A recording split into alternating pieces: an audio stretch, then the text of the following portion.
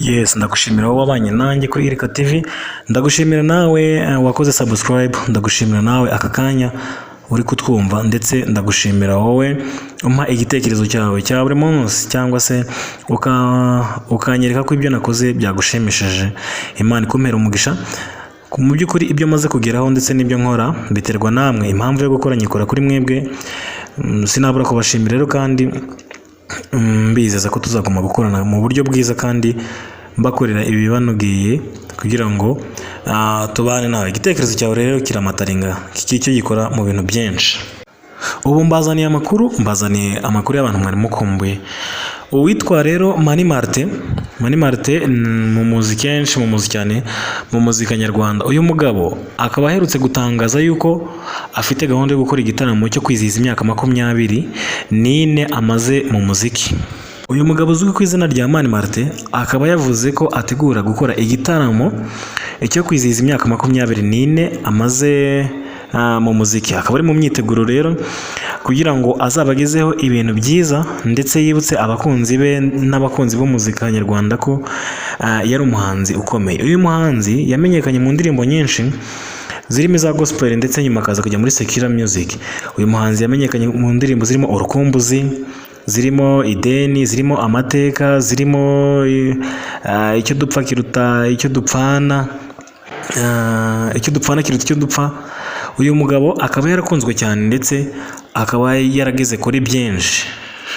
Uyu Mani Martin rero akaba ari n'umuhanzi uherutse kuririmba mu iserukiramuco ryitwa Twaje, ryabereye muri BK Arena ku wa gatandatu tariki 26 z'Ukwakira uyu mwaka.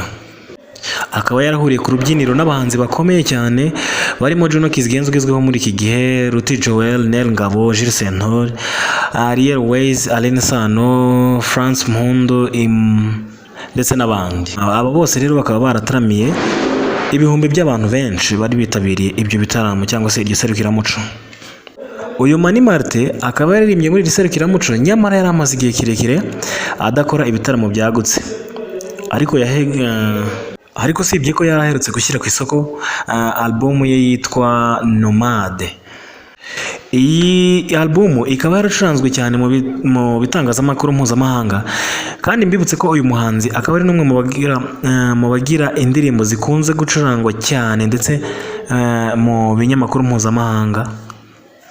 Iyi album yagiye hanze, Mani Martin yanahawe impamyabumenyi yo mu cyiciro cya gatatu cya kaminuza yakuye muri Leta Zunze Ubumwe za Amerika. Mu kiganiro n'Inyarwanda, Mani Martin yavuze ko yari amaze igihe atagaragara mu bikorwa by'umuziki cyangwa se bya muzika, kubera ko yari yarabanje gutera ikirenge asubira inyuma kugira ngo arebere ku ruhande ibikubiye mu ruganda rwa muzika. Uyu muhanzi yagize ati, maze iminsi nshyize intera hagati yanjye n'uruganda rwa muzika, kubera ko nashakaga gufata uwo mwanya wo kubirebera mu ntera runaka kugira ngo nanjye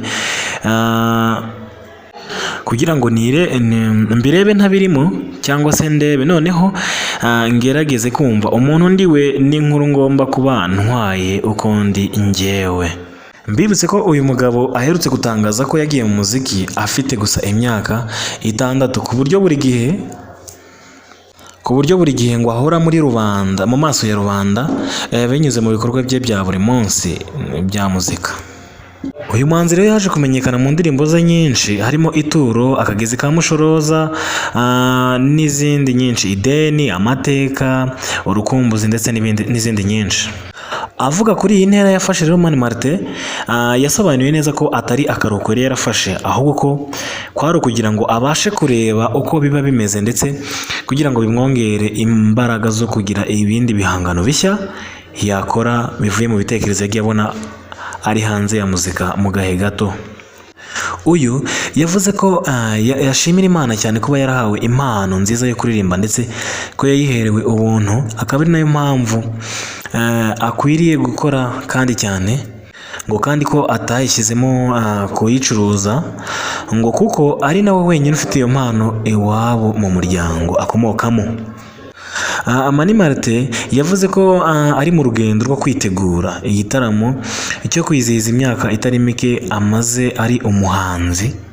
Ati rero iyo ntekereje imyaka yose namaze mu muzika biranshimisha kuba nkiri muzima uyu munsi, kuba nshobora nkareba abahanzi benshi batandukanye, bamwe nafashe ukuboko mu buryo bumwe cyangwa ubundi nkabafasha kugera ku nzozi zabo, n'ubu ngubu kandi nanjye nkaba nkiri mu muziki.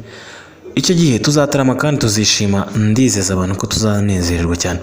Mbibutse ko uyu muhanzi yigeze gukora impanuka akaza kubikwa ko yapfuye, ariko kubw'Imana akaza gusigara ari muzima, akaza kubaho ntiyitaba Imana, ariko yakoze impanuka ikomeye mu 2014. Akaba yaravuze ko rero azashimishwa muri iki gitaramo no kubona abahanzi yafashe akaboko ari bamwe mu bahanzi bazakorana indirimbo nawe, bazakorana iki gitaramo nawe, ndetse bakagisangira kikabaryohera abantu binyuze mu gufatanya. Uyu yitwa Miss Muheto Divine. Miss Muheto Divine, polisi y'igihugu y'u Rwanda iherutse gusohora itangazo ivuga ko yafunze Miss Muheto Divine nyuma yo gushinjwa gutwara ikinyabiziga yanyoye ibisindisha birengeje igipimo, bikongera no kuba nta ruhushya rwo gutwara ikinyabiziga afite. Iri tangazo ryasohotse ku wa 29 Ukwakira 2024, ryaciye igikuba rwose mu bantu benshi ku mbaga nkoranyambaga hirya no hino, bibaza bati se kuki uyu mwana w'umukobwa yahisemo gutwara ikinyabiziga yasinze nk'uko bivugwa, ndetse atafite n'uruhushya rwo gutwara ikinyabiziga. Nyuma y'uko rero afashwe yatawe muri yombi, ikirego cye dosiye yaje gushyikirizwa ubushinjacyaha. Ubushinjacyaha rero nabwo mu makuru yaramutse avugwa nuko bwaje gushyikiriza dosiye urukiko, akaba ari buze kugezwa imbere y'amategeko cyangwa se y'urukiko. Mu by'ukuri iyi ni inkuru itari nziza kuri Miss Muheto, Miss 2022, ndetse no ku bakunzi be yewe n'abandi benshi. Ntago ari inkuru ishimishije habe na gato. Uyu mwana w'umukobwa w'imyaka 21 rero ngo si ubwa mbere binavuzwe yuko yaba atwara ikinyabiziga yasinze, ndetse si n'ubwa mbere ngo agonze, kuko amakuru ahari avuga yuko bishobora kuba bibaye nk'ubwa kabiri. Bayo nguko rero, reka mbasabe rero buri muntu wese uzi yuko akiri mutoya cyangwa se n'undi muntu wese, si byiza ko wakontororwa n'ibisindisha kugeza ubwo uteza ibyago. Reka twifate, twirinde, niba tunazinywa tunywe nkeya, ariko twirinde guteza ibyago ndetse no kwitwara nabi muri sosiyete, kuko amateka wandika, ibyo ukora uyu munsi niyo mateka yawe, ndetse n'ibyo bitegura ahazaza hawe. Yitwa Harmonize cyangwa se Rajab Abdul Kahali. Nyuma y'uko atandukanye n'umunyamideli witwa Poshy Queen, bikavugwa ko yahise asubirana na Frida Kajala, ubu yamaze kubihakana yivuye inyuma. Uyu muhanzi uri mu bakunzwe muri Afrika, East Africa ndetse na Tanzania akomokamo, yabigarutseho mu kiganiro yakoreye kuri Instagram ye ku wa kabiri tariki 29 z'ukwezi kwa 10. Anyumaza amakuru avuga yuko yasubiranye na Frida Kajala bakundanye mbere ya Queen Posh. Uyu Harmonize yavuze ko ngo bimutwara igihe kongera kwiyumvamo umukobwa, ku buryo imwe mu myanzuro yafashe yo kuva yatandukana n'uwari umukunzi we Queen Posh ari uko atazongera kugaragara mu nkuru z'urukundo vuba. Ati guhera uyu munsi sinshaka ko izina ryanjye cyangwa isura yanjye bihuzwa n'umukobwa uwo ari we wese bivugwa ko twaba dufitanye umubano wihariye. Nkeneye akanya kugira ngo nitekerezeho, ndebe aho nakoze nabi naho nakoze neza. Nkeneye kwiga byinshi muri ubu buzima kugira ngo menye uwo ndiwe.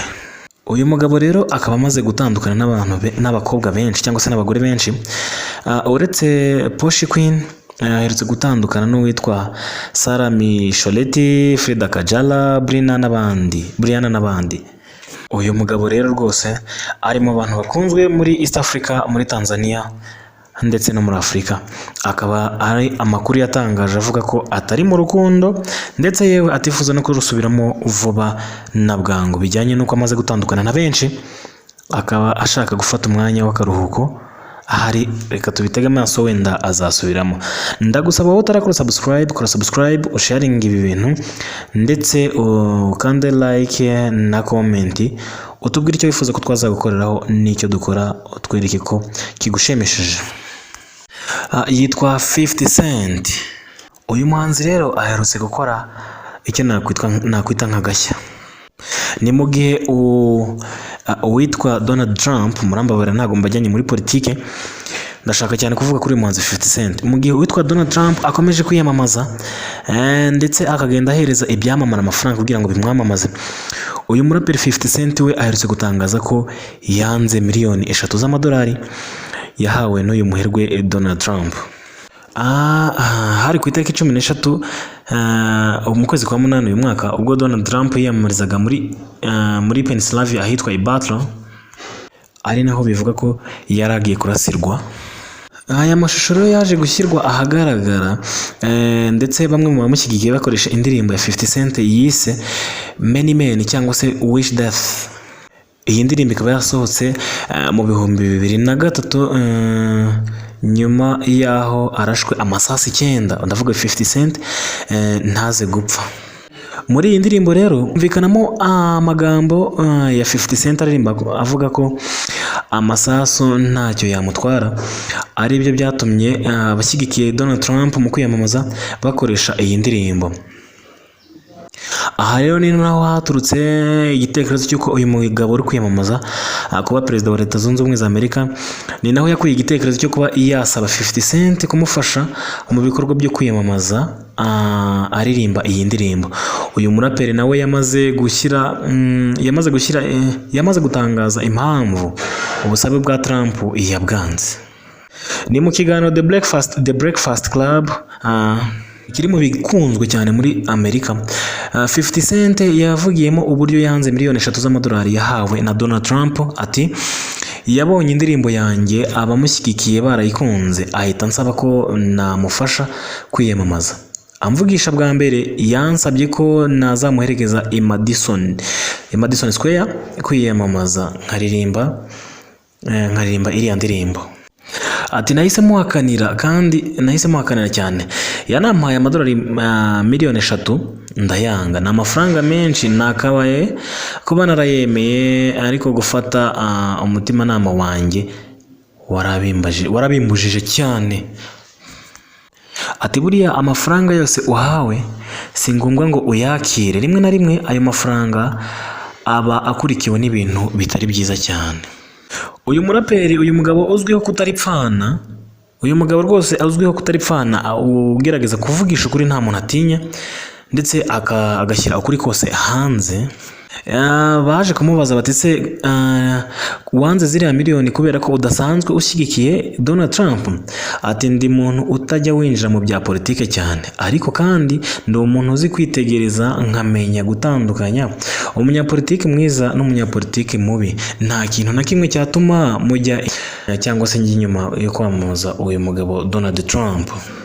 Ati, mba ndeba ibikwiye akaba ari byo nkora, nkirengagiza ibidakwiriye, kuko ndi umuntu mukuru kandi umuntu uzi gushyira ukuri ahagaragara ndewe neza cyane. Niyo mpamvu nayanze, kubera ko hari icyo nshaka ndetse kizima kibereye sosiyete nanjye ubwanjye. Uyu mwanzuro w'uyu mugabo rero ukwiriye no kutubera isomo natwe ubwacu.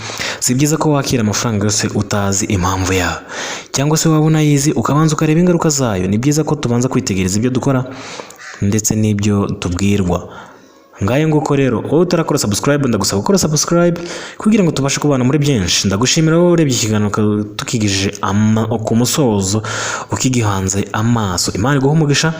Ndagushimira wowe mpa igitekerezo, bisangiza n'abandi babashe kumenya ibyo bakeneye. You deserve more because you're the best, because you matter. Your life matters, your entertainment is better ukwiye kumenya byinshi ndetse tukagukira muri byinshi mu byo dukora. Imana ibampera umugisha, ndabakunda cyane cyane cyane kandi ndabishimira. Ciao ciao.